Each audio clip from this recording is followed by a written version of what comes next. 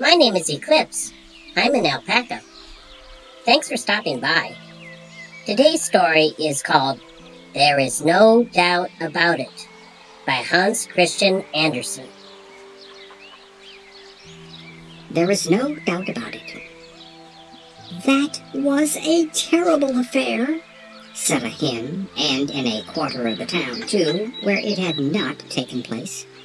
That was a terrible affair in a hen roost. I cannot sleep alone tonight.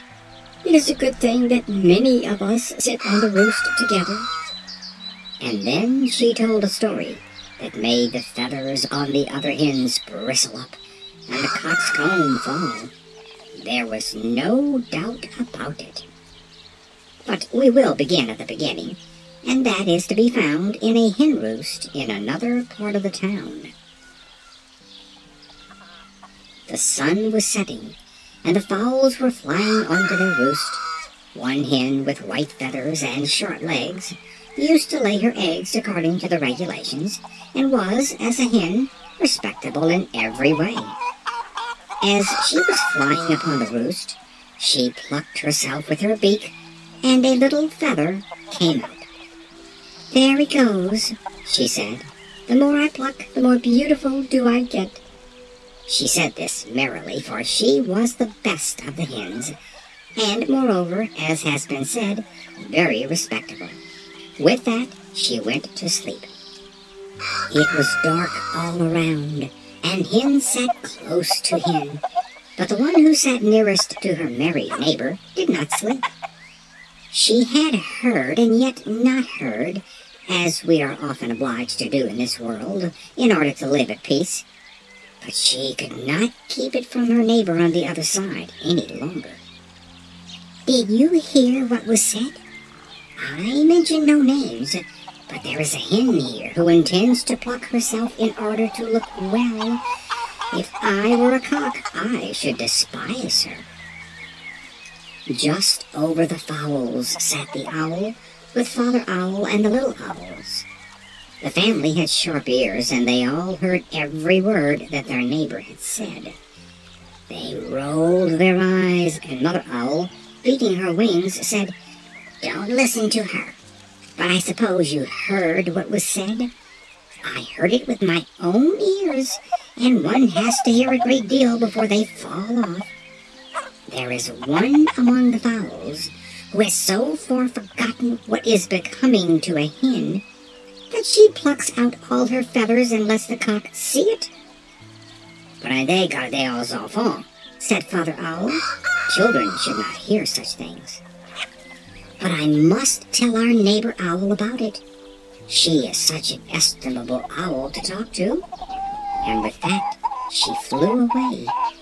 "Coo, coo." They both hooted into the neighbor's dovecot to the doves inside. "Have you heard? Have you heard? Coo, coo. There is a hen who has plucked out all her feathers for the sake of the cock. She will freeze to death if she is not frozen already. Coo." "Where? Where?" cooed the doves. "In the neighbor's yard. I have as good as seen it myself. It is almost unbecoming to tell the story, but there is no doubt about it." "Believe every word of what we tell you," said the doves, and cooed down into their poultry yard. "There is a hen, nay, some say there are two, who have plucked out all their feathers in order not to look like the others and to attract the attention of the cock.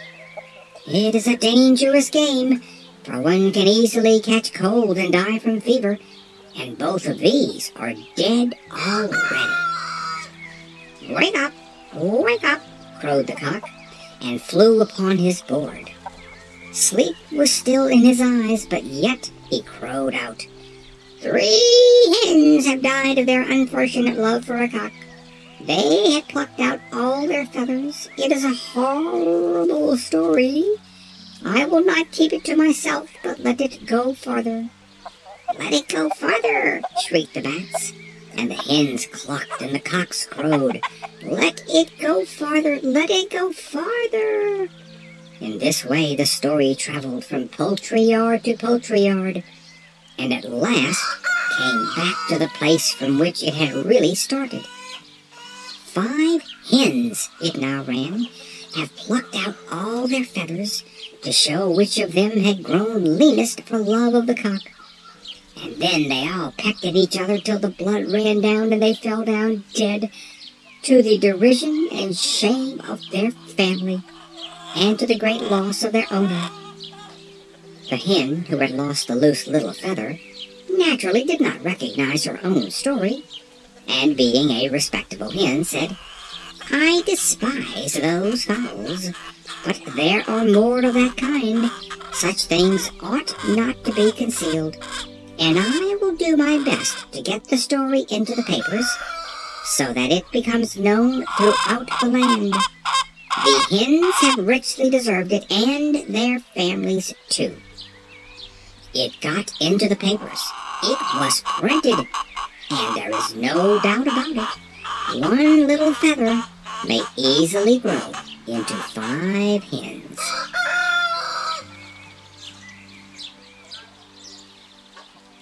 Thank you for listening to my story today. Please come back and see me again for more stories.